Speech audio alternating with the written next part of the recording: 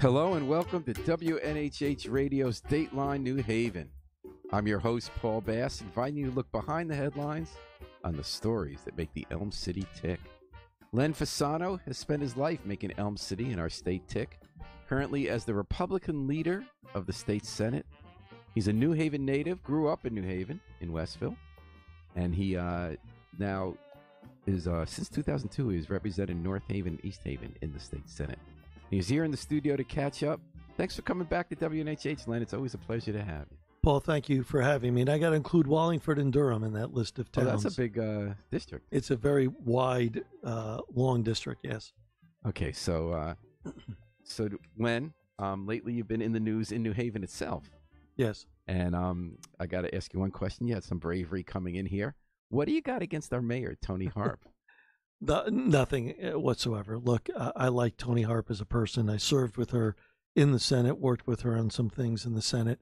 I think she's a nice person. I just think that some things that in New Haven have to change, and some things I don't think she got right. And born, raised, currently working in New Haven. I have a law practice in New Haven. What street you on?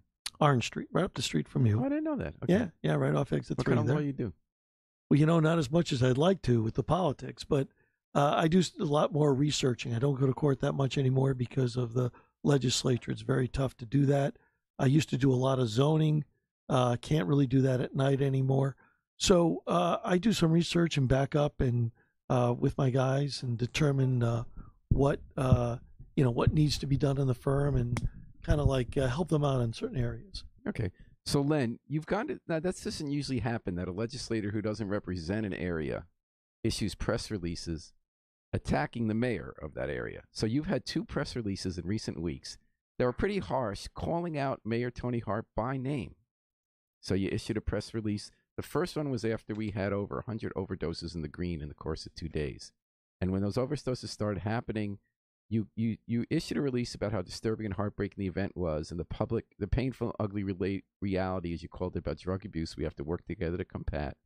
You said the green deteriorated to the point where it's no longer an attraction to families or economic development, but a place of despair. Then you mentioned that the green was just steps away from City Hall, and that people knew there was a problem, and that you say the mayor's administration could no longer turn a blind eye to it. And we needed criminal investigation of the scene. New Haven should be a place of hope. But you say that Mayor Harp's administration needs to act swiftly and decisively to take over the problems that have festered on the green to prevent Elm City from becoming a ghost town. So this was right when the bodies were dropping. I was out there at the green watching them carting the bodies away. And all of a sudden this missile comes from Hartford, from Len Fasano. And people in the city, some people in the city came back at you. They said, Len, why are you picking on us right when we're dealing with this problem? Is it fair to pick on the mayor when we all know there's a drug problem, but we're dealing with a drug problem? And how can you call the green a ghost town or a place of despair when we have tens of thousands of people coming to concerts? Even when these bodies were falling, there were people at our farmers market. I mean, I walk on the green every day. You walk on the green every day. Did you exaggerate this for political profit, or why were you going after a mayor like that? There's no political motivation to this whatsoever. I don't have a dog in a fight. There's no mayor race going on. There's no state rep or state senate race that this is going to turn on whatsoever. Look, I'm born and raised in New Haven. I love New Haven. As you know, being from New Haven as kids, you walked to the green, you went to Macy's Malleys, you walked through downtown, you walked to the football games. Yale football was local community turnout. But people do that more than ever now. Well, we do have more people move downtown. The only city in the state. Paul, you got to kind of let me. Part of the interview's got to be the ability for me to complete a sentence. What it is that the bowl's not as full anymore, and I think there's a variety of reasons unrelated to New Haven. But what I'm suggesting is downtown is not the way it was years ago. There is a drug problem and alcohol problem downtown. People, if you go downtown, and by the way, I might add, the mayor did act swiftly. Yale has jumped into the picture, which is terrific. This is what I'm talking about. To sit around in New Haven and people know, and, as many critics as there were, as many people said, Len, I'm glad somebody said it, because I don't go to New Haven anymore, because the panhandling is rather aggressive. And these are folks that apparently people were happy who said, yes, they have an alcohol issue, they have a drug issue. Well, let's let them fend for themselves on the green and sleep on the benches. That's not a solution. My idea was, look, it's now reached pinnacle. It should never have gotten to that point. We need to get our social services out there for these folks. They need help. They don't need a blind eye and saying, well, that's okay. They're okay in the green. They're happy. No, we had to go out there and help them. And, when you go by the green, and I did, I went away for a break with my wife, and we got back. And the first thing I did was go to the green. And you know what I saw? I saw a different green than before I left. I saw a different type of, and that's these folks who have these issues, and I treat drug issue as a health issue. That's my view. It's not a criminal issue. It is a health issue. They need to be treated. Yale has stepped up. Mayor Harp has stepped up, and she has now shown, I call him like I see him, she has shown leadership in getting out there and saying, we're going to deal with this problem. And I applaud her for dealing with that problem. And I think she's done a good job since it reached that pinnacle. But at the time that it reached the pinnacle, nothing was being done. And to argue that nobody knew about it is a hollow argument. Well, she was on this radio a lot, Len, talking about it. And she said she had meetings with the App Foundation about their policies. But, there were people, you're right, in New Haven who said, Len Fasano, thanks for saying it because someone had to say it. Some of those people said, but you were the wrong messenger. The state legislature has cut money to the city for drug addiction. I think that Daniel Malloy had a role in that. He's a Democrat, but Republicans too. You voted for budget too. And then they say Republicans come from suburban towns where our police tell us that the suburban police routinely drop people from the suburbs onto our green if they're homeless or using drugs or problems like that, and that the App Foundation has addicts coming from all over the state. And that so some people said, how can a suburban legislator whose legislature just cut our money from drug addiction, whose towns send us everybody who's in trouble, then rank on us for having people in trouble? So there's a lot in your sentence. So let's back up to the beginning. Sentence. Yeah, it was. Let's back up to the beginning of the sentence. First, you said that Mayor Harp was on your show talking about it, but apparently the only time she took action was after I wrote that letter. Now you see a different green. So she talked about it, but now she showed mayoral leadership. Once again, I applaud her for it. And she'll get all the credit from me that she did take to heart and worked on this. So that's, I want to say, where she talked about it, she did do so. Something could have been done. But when you reach national exposure, and I would even say international BBC exposure, right? Yeah. You have to do something, and she did. So, better late than never, and I applaud her for it.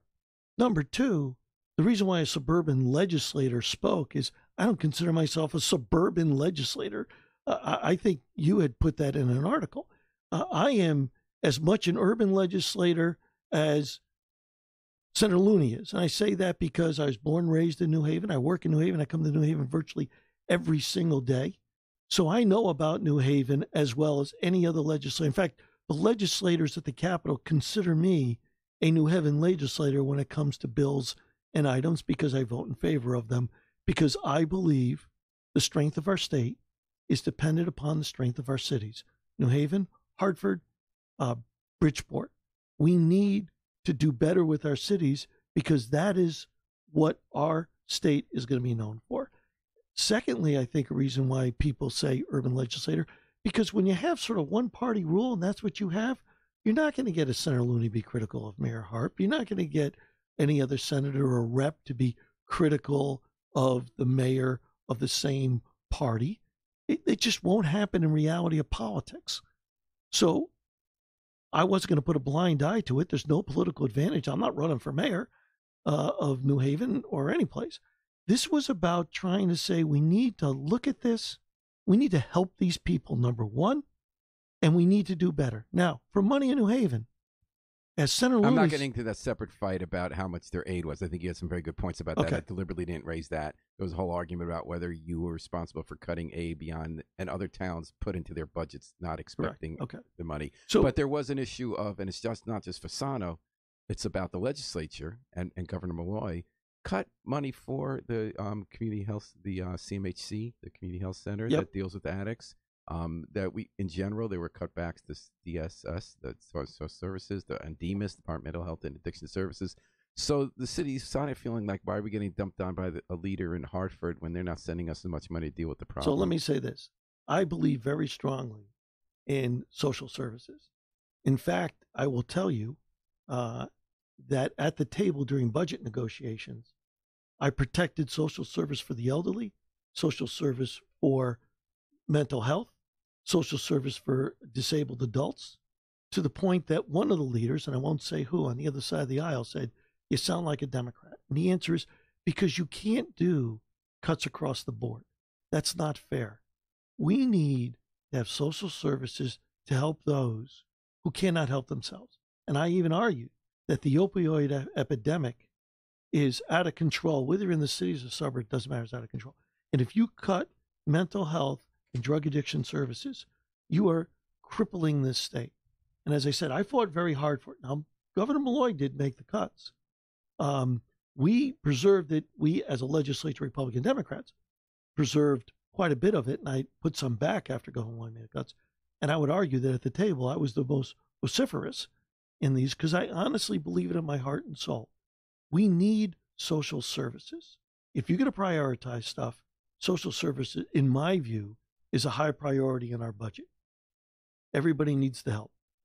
And Lucas Gabrielle writes in, "Hello, Senator Fasano. I love your work in the Senate and on Connecticut State TV channel." Oh, thank you very much. I appreciate it. And Lucas and everybody, thank you, Lucas and Lucy, and everyone is listening. Dateline New Haven, where State Senate leader, Republican leader Len Fasano, is our guest today.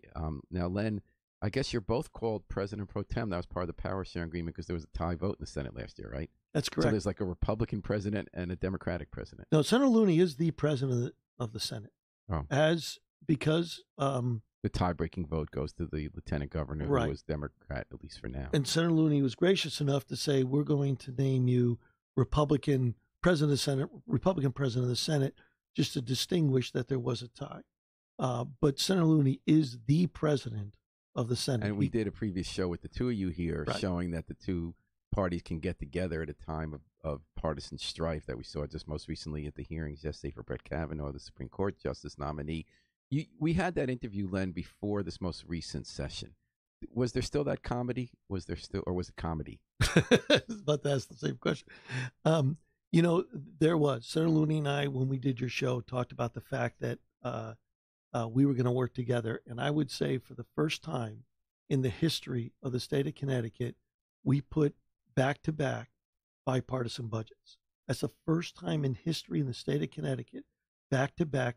I say history, recent history. And at a time in the country when Democrats and Republicans at every level are not finding any way to work together. And Senator Looney and I recognized that and said, look, there is a bifurcation of government existing in Washington. And although we're tie 1818 and people predicted that the Senate was a non-functional chamber because at 1818 you can't get anything done. You guys steered the ship. We steered the ship and said, we're going to get a bipartisan budget. Lo and behold, we had two. I might add, both those budgets were without the governor. With Senator Looney and I and the other leaders, Lemus Claridis in the House and Eric Zimowitz, the Speaker, went into a room and said, let's put this together. And we were able to do it. But Senator Looney and I knew it was important for the state to recognize that the division that exists in other places in our country need not exist here in Connecticut. And we made all effort, which means patience, time, understanding. But I think the key to that was that Marty and I have known each other forever. So he can say things to me without me assigning characterizing him in an unfavorable light. And I could say it to him with the same understanding. And that means you could have honest, upfront conversations without having retribution for saying, you really meant this when you said that. All right, and John DeAndre joins in. Thanks, John, for listening to Dateline New Haven. So you slammed Toni Harp on an unrelated issue just 2 weeks later.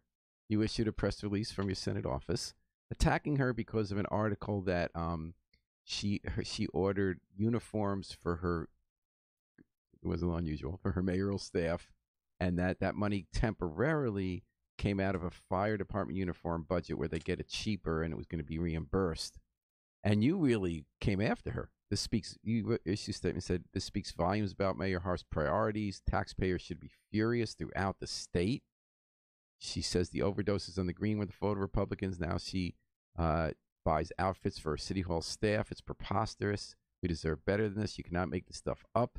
I look forward to her explanation of this irresponsible decision, and I'm sure that city firefighters and taxpayers look forward to hearing the details of Mayor Hart's logic as well. So on something this tiny, involving, I think it was $3,000 of city money for, coming temporarily from one account to another, the fact that the state Senate president, Republican president, weighed in and came after it like that in such a personal way, you don't think that looks like something's going on? Why would you issue a statement like would you go into not Killingworth you represent? If someone, Avon, they have controversies in Killingworth, they have controversies, in local government. They say you shouldn't have spent this $4,000 this way or that. Why this kind of statement for this? Because the press release you missed was the earliest of the two press releases you're suggesting there, which was she went up 11% on taxes across New Haven. She argued that she needs more money. The city is broke. She went up 11% on taxes. The state's not giving her enough money when people argued, why are you doing it? She blamed everybody in the world. So she's telling the people, the residents of New Haven, that we are broke. We got to tighten our belts. I got to go up 11%, and I'm still in a deficit, but I'm going to see what I could do. And then you take money out of a firefighter's fund, create a new line in your budget for wardrobe, is symbolic. Even though it's $4,000, by the way, I think taking out of firefighters, the same people she congratulated and pat on the back. But is it fair to for the best job that they did? But she was putting the money back. She just wanted to get the discounts. She wanted to spend less money on the uniforms. So I agree, there's a legitimate issue about why buy the uniforms in the first place. But given that she was buying them, I think that's a fair question. Although I don't know if it's a state Senate question. But she wasn't taking the money from the firefighters. She was just taking out the fund and replacing it so they can get a better price. Replace it where? Where's that money? If we're broke, the money's got to come. It isn't magic. It's taxpayers' money. So what you said was whether or not you didn't take it from the firefighters' fund or just gave them the $4,000, it's coming from every taxpayer. She just got through telling us that she doesn't have enough money to run the city. She has to go up 11%. But yet you had $4,000 that could have done. No, I see your point about. I don't even want to argue about that much the specifics. I'm saying if in Avon or Simsbury. Avon and Simsbury is not getting 40% of their revenue from the state of Connecticut. But Avon and Simsbury don't get the state forbidding them to raise property taxes on 54% of their property. Len, that's the issue. The state doesn't let us tax our property. You say you can't collect taxes from more than half your property, and then we're going to blame you that you don't have enough money. And we're going to bring all the services to your city from our suburbs. Can I finish that answer or no? Yeah. Okay, now that you got it off your chest? Yeah. So, yes. So first of all, yes, then let us participate in how you're doing the budget. I have always argued, if you're getting a large percent of your budget from the state of Connecticut, that is, North Haven is paying for New Haven's money, Woodbridge, et cetera, et cetera, et cetera. Do your budget so we could view them. We could look at your salaries. You have to do what's called an accounting so that everyone knows how you're spending your money. And then if you need money to make the city work, I'll be the first one to stand up and put a bill in front and say, we need to give New Haven more money. But where I don't know where you're spending money, and I see $4,000 for uniforms, that absent someone writing that story, nobody would have known that they took the $4,000 out, gave it to uniforms. It speaks to a fundamental fairness of fiscal responsibility. Because I know in North Haven that I'm from, Mike Frieda, first selectman, isn't buying uniforms for his staff. And you know what? Taxes going up a little bit in North Haven, but not as much as in the other cities. Now, if you argue, well, Len, there's property you don't tax in New Haven. Let's have that conversation about that. Okay, that doesn't justify saying I'm broke. I'm going up 11% because you guys aren't giving me enough money. But Len, and by the way, I am just going to take $4,000 so you could have a uniform in our town hall. It is like I say, look, if you want money from me and you need it, okay. But if you want money from me and then you're going to spend it wildly, well, then I don't have an obligation to give you more money. Okay, but you say if you want money from me, but first what you did is you stole money from us. I mean, North Haven. I didn't steal any money from you money at in all. Those suburbs, they're saying we're going to bring homeless people and addicts to your city. You take care now, of them. That's okay. Now that you said that, That is the first time I have ever heard that. I'm not saying it's not true. Mm-hmm. I'm saying I would like the evidence of that. Okay, more than 50% of the people who overdosed on K2 that day, more than 50% of the people at the Act Foundation Clinic come from outside New Haven. I don't even know what that means. They're homeless, so I don't know what that means. They came from outside They're not New all Haven. homeless. They take buses here for the treatment, but separate from that. But first of all, I would like to say, Paul, I'd like to see that. You have to show it to me. Someone saying it doesn't make it true. Okay, we'll ask the cops for more on that. You the could ask Foundation for the gave us the numbers. I have never heard from any organization, the mayor's office, police, fire, my local police in either East Haven or North Haven saying, when we get someone, we drive them to New Haven. Okay. I'd like to hear that. Do you have a homeless shelter in North Haven? But the answer is I don't know, to be honest. You do not? We have homeless shelters in New Haven. You have Columbia House, yeah. Not just Columbus House. And we have in Grand Avenue, and then we have group homes, and the people come from the whole region. But on pilot, and that's the reason why I think we need to fund our cities. I don't disagree with the need that the cities have. That's you're where saying, you're saying that if I give you money, you have to tell me how you're spending it. Yes. And my argument is that, but you're not necessarily giving us money. You had a pilot statute, payment in lieu of taxes. Above and beyond pilot. But it says 70% we're going to reimburse you because we don't let you tax. It's not that we're not giving you money. We're making you partially whole, 70% whole for the money that you're not allowed to tax. I don't even think it's 70%. It's not anymore. You're only giving half. That's what I'm saying. Right. So Len, But you know what?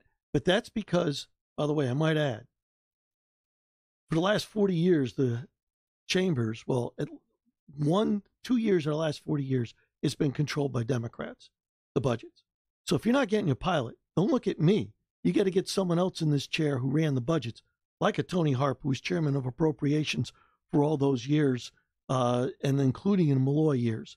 If she wasn't getting enough money from pilots, I didn't contrive those budgets. I voted against those budgets. Okay, let's not make it personal. Let's not make it personal about Len. No. But I'm suggesting, you're having me in the chair suggesting this. I'm saying, I just got through saying the other day at some interview, before we make more promises to hand out more items and more programs, like I hear a lot of Democratic candidates, not conservative Democrats, but Democratic candidates talking about paid family leave, talking about one payer system, talking about free college tuition, talking about that type of stuff, which is all great stuff and love to do it. Can we keep the promises that we haven't kept, like funding ECS 100% instead of doing what we're doing? That's educational cost servicing. Sorry, thank you. Educational services. Sure. Funding pilot 100%.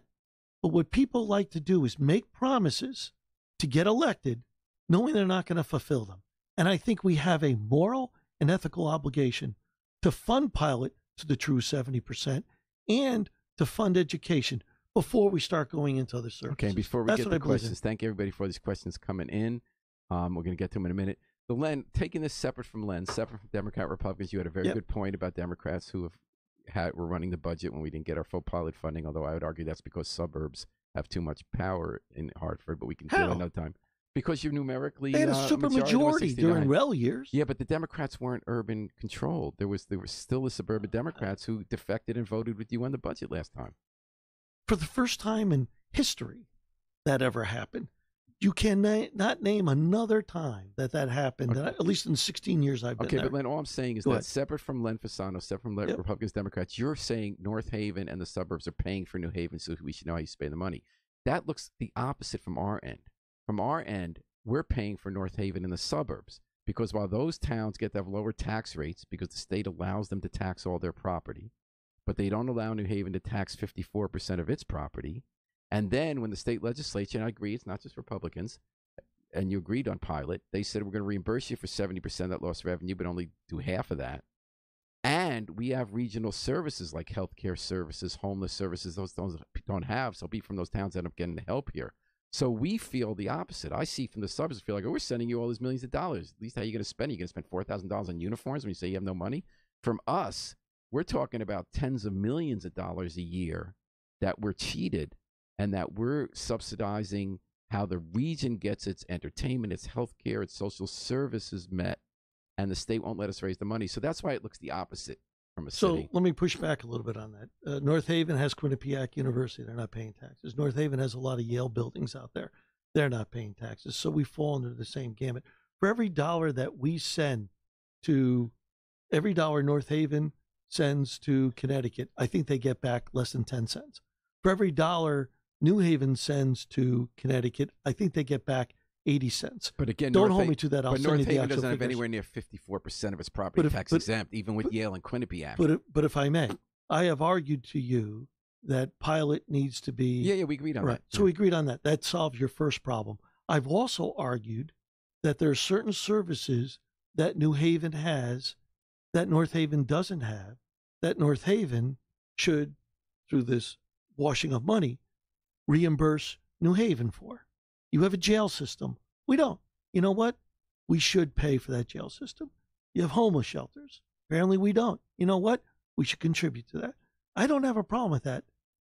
The bigger problem I'm suggesting is that doesn't mean that a city like New Haven can show disrespect for the money that's out there. And what I mean by that is that 4,000, which is emblematic of the way they think of money.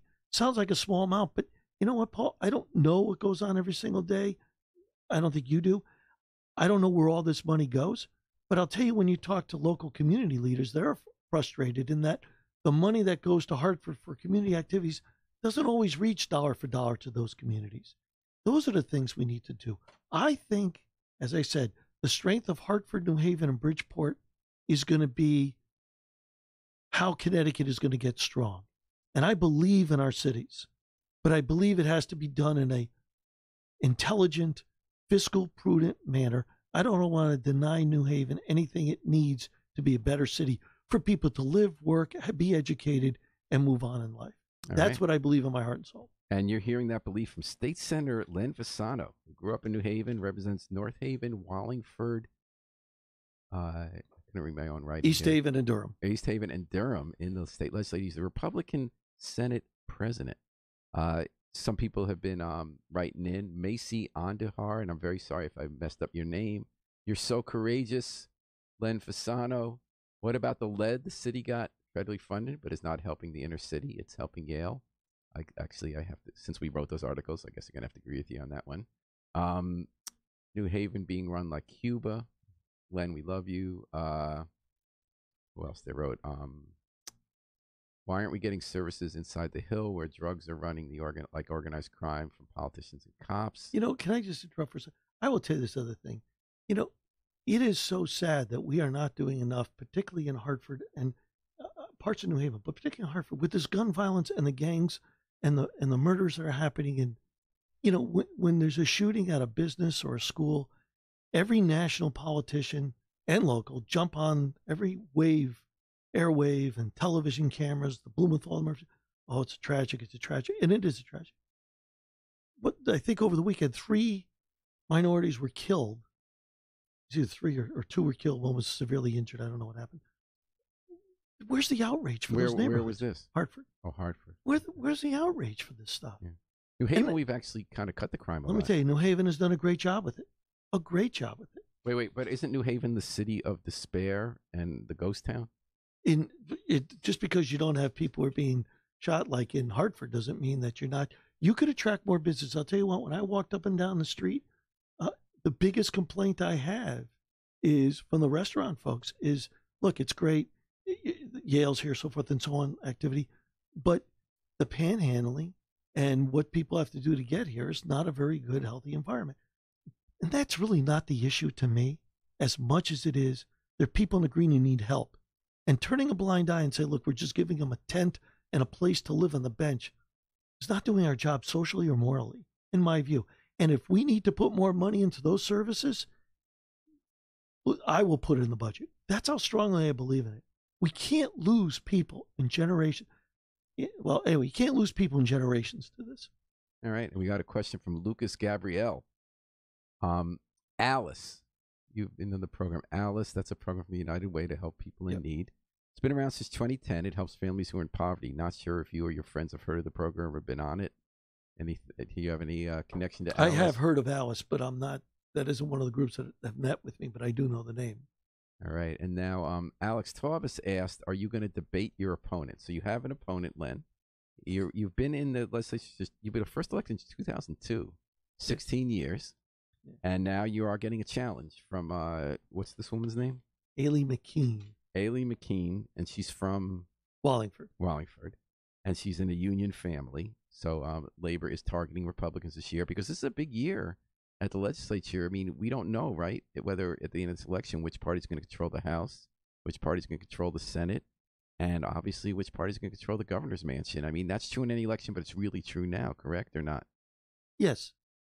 I mean, don't you agree that people are feeling everything's up for grabs, or is most of the attention on the Senate and the governor's mansion? No, I think everything is in the mix this year. And so your opponent is targeting you. Are you going to be debating her? Yeah, normally there's a Wallingford debate that takes place a week or two before the election, put on by the Women League of Voters of Wallingford.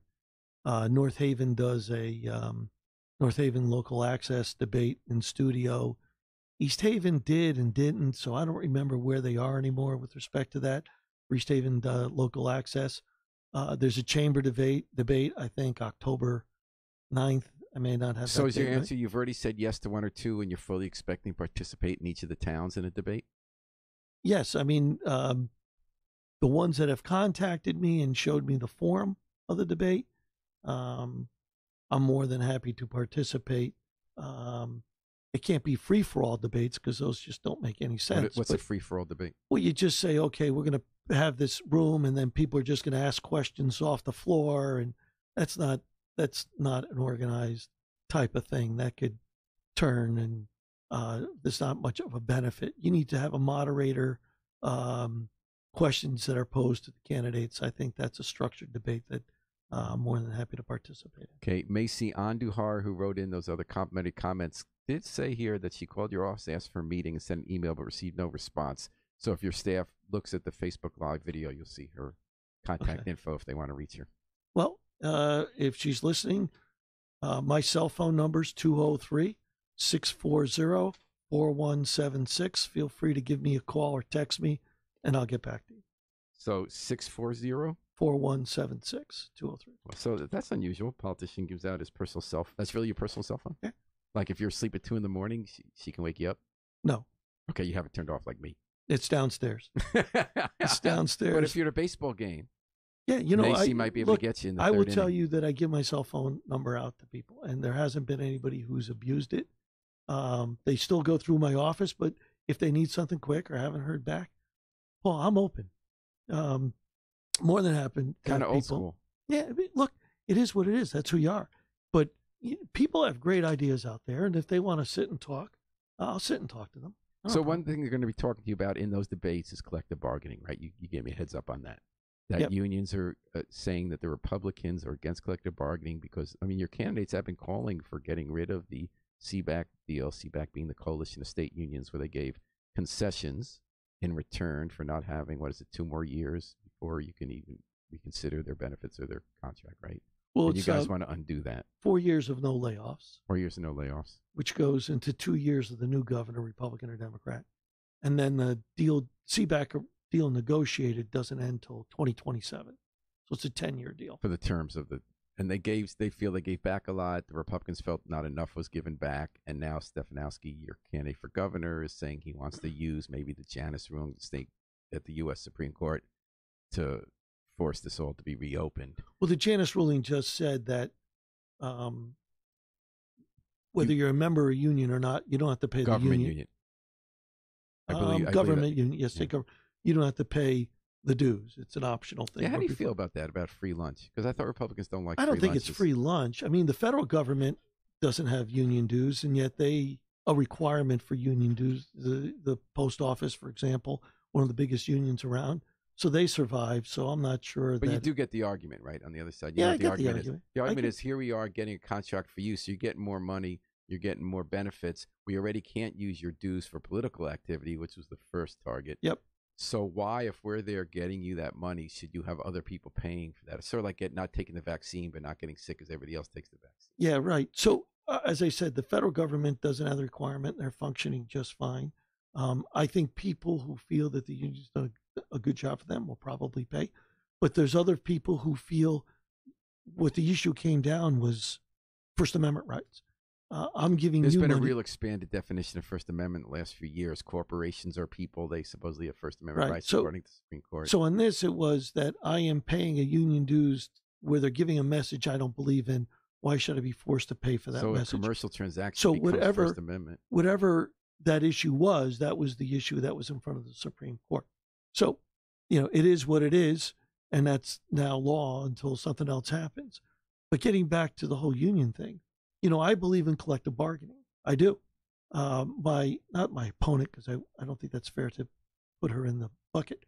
But clearly, there are folks out there saying Len's against collective bargaining at municipal or state level. That's not true. Government can run over you as an individual, and as an employee, it can steamroll you. So you need a union. You need a union. You need to have collective bargaining. You need to have somebody to say, look, this is how my workspace is going to be, and this is the hours I'm going to work, and here are the needs you're going to meet. And if you don't have that, I think government is too big. So I think that's, for someone to spread that rumor, which it is, I understand why you do it. It's easy. So what is your position, though? You were critical of the deal. Did you vote for the CBAC deal? No. So what is your position about what should happen now? Do you agree with Stefanowski that we should abrogate the agreement that was struck? I don't think abrogating is the right word, and I haven't, I'll be honest with you, I haven't read his entire platform. No, that's fair, and I don't think he's given a detailed platform. Yeah, so what's your position on what should happen? So my position is that I think having a 10-year deal was wrong. That's why I voted against it. 10 years is a long time to be locked in a deal. I think that those employees who are invested in the terms of pension vest, you can't touch. But I think for new employees, I think that's something we have to have a conversation. So let me give you an example. As a state employee, I get treated, every legislator gets treated as a state employee. So I pay $5 for generic, $10 for a prescription drug, $25 to see a doctor. Now it's $250 for emergency room if it's not a true emergency. And that's it. I have no deductible. I have no other co-pays. By the way, I have it for the rest of my life since I've been there more than 10 years. By the way, if I die, my wife has it the rest of her life. Boy, I would love to get these benefits. That's what I'm talking about. But that's good. Shouldn't everyone have benefits like that? You can't afford them. That's the problem. So I'm saying that, look, if after 2027 for new employees, we need to say, if I went from $5 on generic to $15 on generic, and prescription went from $15 to $30, and to see a doctor was $100, $75, I don't think that's going to kill any state employee. And I think rank and file would agree that's not going to kill them. But you're saying you wouldn't change the terms of the current contract. Are you sort of saying what you're telling the other side to do about Supreme Court rulings you didn't agree with? It is what it is. That was the decision. Are you saying this is the deal? You didn't agree with it. It is what it is. And you're looking beyond the expiration of that deal rather than reopening it now. And so what are we going to do now, Len? People who are vested are vested. But you see, what it does, Paul, is after 2027, the changes you make in 2027 have an effect now. Right. You guys want to take some of those savings now. Well, the actuary, the payments you have to make are less. Oh, because of what they're expecting. So either you keep the payments the state makes the same, and then you're reducing the unfunded liabilities, which is a good thing. And we did that this year in a bipartisan budget. Or you can reduce the payments if we run into a problem with the budget, which we seem to be so far. We have a $5 billion deficit coming up that we have to deal with. It's really 2.5 because you fix it the first year, fix it the second year. So, but those are the things I think we have to have a conversation. How do we fix this? Neither party really knows, do they? I mean, no one's really come up with a plan about how you're going to get rid of a. So, I know everyone has plans out, but I've never seen anything that says how you can deal with $2.5 billion structural deficit in a $20 billion budget without causing pain and cutting those social services you want to preserve. How do you deal with this pension liability that's among the largest in the country? How do you really deal with that? So what we did you did give one reason here about the new employees and then changing the actual. So that's one thing we do. Yeah. But also we put in what's called a volatility cap. That is to say, in years when we had this, and this was a bipartisan agreement, it was suggested by a Democrat, Senator Fonfera, nice guy out of the Hartford area. He suggested it. We all bought into it. And it says if the stock market goes crazy and we get a windfall benefit to the state of Connecticut, we used to budget at that windfall benefit. And then it wouldn't happen the next year because the stock market wasn't crazy. Now we say most of that money has got to go into the rainy day fund. And after the rainy day fund gets a certain level, we pay off underfunded liabilities. We also control our bonding for the first time by a bonding cap, a spending cap, which is now constitutionally enacted. Because, and we can get by those easily by calling certain kinds of spending not covered by the spending cap, right? No, now we have a defined definition, Okay. constitutionally protected, and on bonding, Governor Malloy used to bond at $2.8 billion. Now you can't go above $2 billion. So, if your mortgage is less, the juice you pay out per month is less. So we are slowly changing the ship. I think we have to go a little bit faster, but those are things that we're doing which will have an effect on the budget coming up and future generations. That's how we have to budget, not for elections, but for generations. Len Fasano is the state Republican president. The Republican president of the state Senate. And the reason you have that title is because the Senate currently is tied in the numbers of Republicans and Democrats. You are the leading Republican elected official in the state of Connecticut. Larry DeNardis was a leading Republican official. He was a congressman from 1980. He was elected in 1980, served one term. The only Republican to serve as a congressman congressperson from the 3rd Congressional District, at least since the 40s or 50s, correct? I believe that's correct. And he was swept in with I'll the yield Reagan. to you on that knowledge. Well, we know he had Bob Gymo before that. That's true. And Bob yes. Gymo was there for a long time. And since then, we know for a fact we've had Bruce Morrison and Rose DeLauro, and that's it. Yes. But Larry was still well known. After he had his one term, he was a president of UNH and just involved in a lot of boards and stuff. Big guy around town. And he was known as a gypsy moth Republican. He was elected in the Reagan sweep and then unelected in the anti-Reagan backlash of '82. And gypsy moths were New England Republicans who were seen not as conservative as Ronald Reagan was at the time. Larry was, when he was in the state Senate, worked on worker notification laws and stuff in a bipartisan way. But by the end of his life, he did support the Tea Party. He had gone more right. His son was there. I watched him speak at a rally. But you wrote a statement, Larry was a class act who was deeply respected by Republicans and Democrats alike. I was fortunate to know and work with him. I admired him for his ability to bring people together. He loved Connecticut, a passion for public service. Do we still have Republicans like Larry DeNardis? Then or now? Because you went through the transformation. Before the transformation, what you were talking about in that statement. Your statement, does that describe people from either party anymore? I think in the sense of working together, yeah. You said earlier in the show in Connecticut, they do work together. They do work together. They do. And, I think that I'll talk for myself because I don't want to throw other people into this mix if they don't want to be. I think I'm more of a fiscal conservative, social moderate with respect to a lot of issues. And I think that is the general feeling of Connecticut. I want to protect workers at different levels. I think that what I've worked with, and I've worked with unions, and I've worked with the other side of the aisle on different issues. Look, I'm trying to figure out to get paid family leave to see if that works. And you worked on the hospital fees that were being charged when they took over the medical practices. Senator Looney and I worked on that together to make a change for patients. You actually did a more comprehensive several-year bipartisan look at how to deal with changes in healthcare. And that was a model that people use throughout the country. So what would you do if you were in D.C. now? Me in D.C.? Yeah, like if you were in this U.S. Senate, would you be voting for Brett Kavanaugh? Would you be supporting President Trump? I don't know about Brett Kavanaugh. I don't know his record. I only know what I study a lot. You graduated Yale before he got there, yeah. He's 53. He's 50 years old. And so you graduated by the time he's younger than me, huh? Yeah. See. But anyway, so, I do a lot of study before I make an opinion on something because I think you read all sides of the argument. But you must have opinions on some stuff that's going on in Washington. I mean, are the Republican Party going a good direction with President Trump? Well, I think that no one can protect his tweets, and I think they're horrific. I find them troubling at times. I actually think that if we just stop paying attention to most of them, some you can't. I mean, the most recent one was obstruction of justice about Jeff Sessions, but we could ignore 95%. We could ignore when he's calling people names or throwing fits. Yeah, so? That's just not my thing. I mean, I agree with you. It's not what he should be doing, but we kind of feed it. And if he feels that way, that's okay. But I think the presidency deserves a little bit more respect in that nature. As far as I think economically, for whatever reason, and I, as I said, I haven't done the research, so I can't pinpoint it. Seems like the rest of the country is doing well. Connecticut aside for a second, but the rest of the country seems to be doing well economically. I don't know.